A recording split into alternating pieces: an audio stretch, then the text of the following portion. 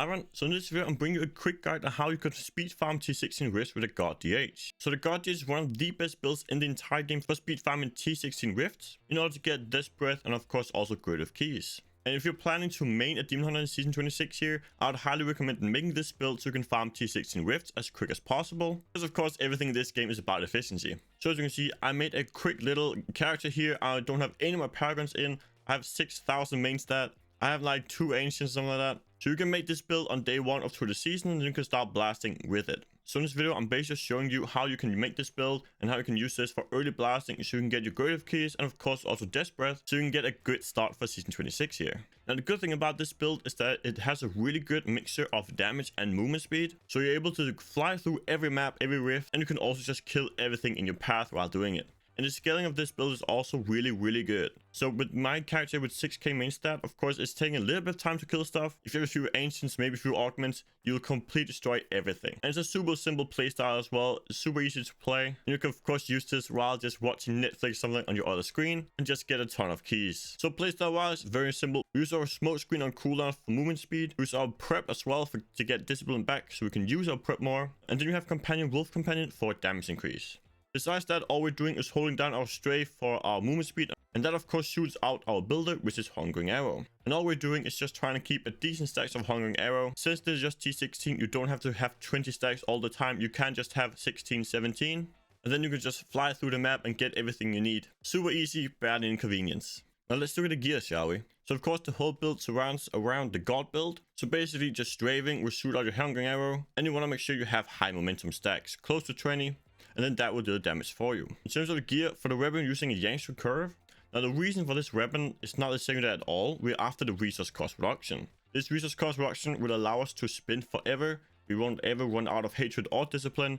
So it's very important that we have this Yanks recurve. And in terms of the stats, you want cooldown reduction and percent damage. For the quiver, of course, using the 9 series satchel. And here it's important to get a high secondary. You want as close to 600 as possible. That's the first priority, getting high secondary. Then after that, you want attack speed, crit chance, and cooldown reduction. And then resource cost reduction or Hungering Arrow damage is really nice as well. For the wings, raise this ring of larceny. And here it's very important that you have the 2 secondary high as possible. You have 45 to 60% movement speed when you fear an enemy. Make sure this is close to 60 as possible. But also the chance on fear on hit. So as you can see, this ring will give you movement speed when you fear enemies, but it will also provide the fear itself. So make sure you get these 2 as high as possible, especially the chance to fear and hit. For the other ring, Obsidian Ring of the Zodiac, this will help you keep up your vengeance and your other cooldowns.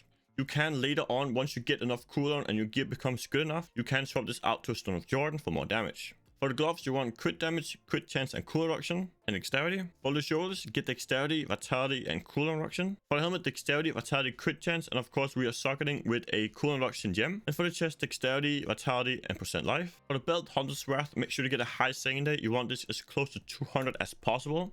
Very important you get a high secondary. And after that, you want to roll it with Hungering Arrow damage, and then also dexterity, vitality, and all resistance. For the pants, Depth Diggers, make sure again you get a high secondary. Primary skills deal up to 100% increased damage. And Hungering Arrow is of course a primary skill, so it's important you get a high secondary here. And after that, you want Hungering Arrow damage, dexterity, and vitality. For the boots, dexterity, vitality, all resistance, and armor. For the amulet, Squid's amulet, get cold damage, crit chance, and critical hit damage.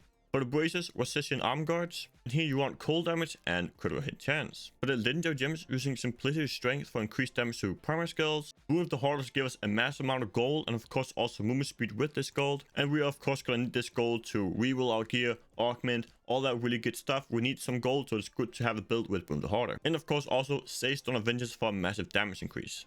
For the cube in the weapon slot, we have Echoing Fury. This will give you 25% attack speed and 25% movement speed. That's really nice to have. Gold wrap in the armor slot. So once we start killing things and we get some gold, we become basically immortal. And of course, Ring of Grand Grandeur, so we can play with a 5-piece guard arm, which allows us for both the Depth Diggers and the Hunter's Wrath arm. For the skills, Vengeance Star card for damage mitigation. Strafe, Drifting Shadow to of course shoot our Hungering Arrow by itself and also for movement speed. Wolf Companion for damage increase. Prep Focused Mind to get back discipline. You can use a lot of discipline when you are spamming the smoke screen replacement. This is one of the reasons why we have enough discipline to spam this all the time so you get the movement speed from it. Of course, Hungering Arrow, Devouring Arrow. So when you enter a new rift, you shoot a few times to get close to 20 stacks. Then after that, you can just shoot it once in a while to give a decent stacks. I would say 17 or higher. And then of course, Smoke Screen Displacement for massive movement speed increase. For passive awareness here, tactical advantage for even more movement speed. This combined with our smoke screen displacement makes us fly through the entire map. Blood Vengeance here to give us more hatred and discipline back when we are picking up globes. This also works for progress globes to get a lot of hatred and discipline back. Then Hot Pursuit for even more movement speed. Now to follow and use the relics to gain access to our skulls. And of course make sure you have 25,000 main stats, so intelligence for the enchanters here. So for instance, crafting intelligence gear on a class that use intelligence, or you can also do what I do and just simply augment some of it. This is really nice as it allows you to get 10% damage from amplification, 10% cooldown reduction from the harmony, of course also a lot of attack speed, and then also of course cheat death. Besides that, of course have a flavor of time to increase the duration of the pylons, and nemesis braces to spawn elites and pylons, and then of course also an oculus ring with 85% in secondary, so you get these rings you can stand in for more damage. Besides that, what I like to do is of course having 2 pieces of sage and 2 pieces of canes, and then a ring of royal grandeur. And of course also try and make your follower as tanky as possible. Give it a good amount of vitality, dexterity, armor and all that. Give it a weapon gem so it's get life per hit. Because if your follower dies and you click a pylon without your flavor of time or nemesis up, that is bad news. Also make sure to check out my season 26 playlist here, as it will contain the best builds for season 26 for farming, pushing, equine nightmare. Basically anything that you might find interesting or useful will be linked in that playlist there. So see you there. Peace out everyone.